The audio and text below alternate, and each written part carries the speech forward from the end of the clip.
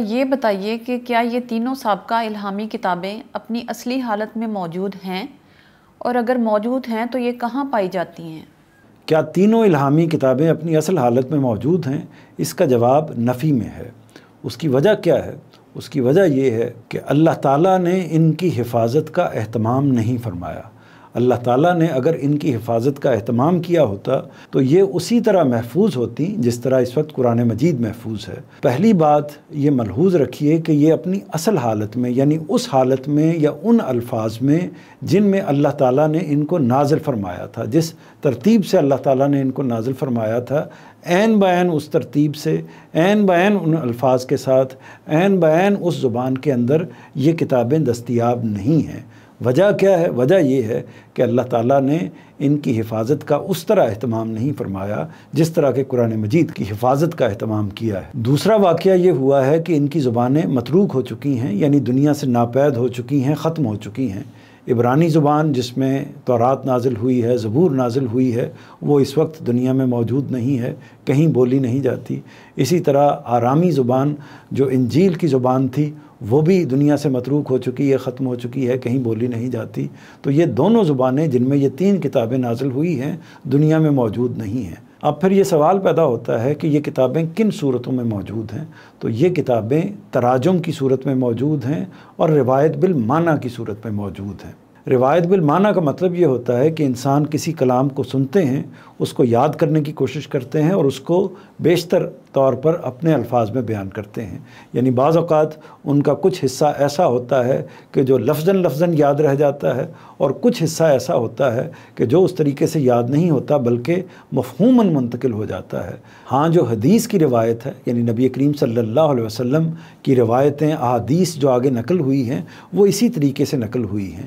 یعنی بعض موقعوں پر لوگوں نے حضور صلی اللہ علیہ وسلم کے الفاظ کو بین ہی یاد کرنے کی کوشش کی ہے اور اس میں کامیاب بھی ہو گئے ہیں، اور بعض جگہوں پر انہوں نے جہاں کوئی لمبی بات تھی، جہاں کسی واقعے کا بیان ہے، وہاں ان کو اپنے الفاظ میں بیان کرنے کی کوشش کی ہے۔ ظاہر ہے کہ اس میں ایگزیکٹلی وہ چیز نہیں ہو سکتی کہ جو نبی کریم صلی اللہ علیہ وسلم کے اصل الفاظ میں موجود تھی۔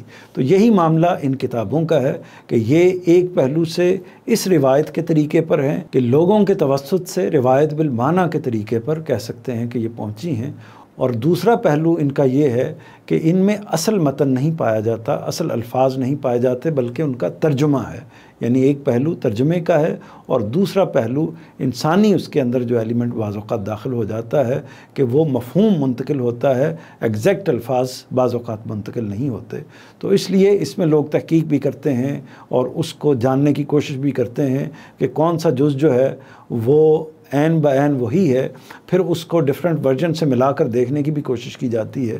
تو یہ تحقیقات ساری جاری رہتی ہیں، لیکن ان کی نوعیت جو ہے وہ یہ ہے۔ یہ تینوں کتابیں بائبل کے ایک مجموعے کی صورت میں موجود ہیں، یعنی عنوان اس کا بائبل ہے، لیکن اس کے اندر یہ تینوں کتابیں پائی جاتی ہیں۔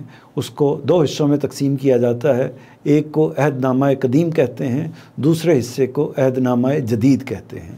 عہد نامہ قدیم میں تورات ہے اور اس کے جو ڈیفرنٹ ورژن ہیں وہ کتابیں موجود ہیں، تورات کی مختلف جو کتابیں ہیں وہ وہاں پائی جاتی ہیں عہد نامہ قدیم میں، اور اس کے ساتھ زبور ہے۔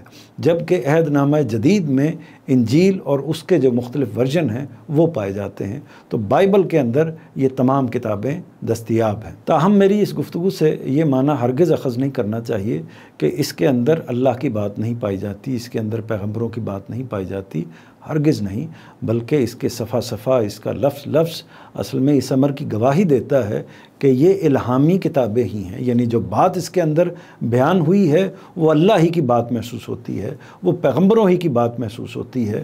لوگوں نے اس میں اگر کچھ تحریف کی ہے، کچھ تبدیلیاں کی ہیں، تو ان پر بھی اگر غور کیا جائے تو اندازہ ہو جاتا ہے کہ بعض جگہوں پر لفظ بدل دیے گئے یا بعض جگہوں پر ان کا مدعا تبدیل کر دیا گیا، کیونکہ تراجم کرنے کی کوشش کی گئی ہے اور اس میں کچھ اپنی تحریفات کو بھی شامل کر لیا گیا۔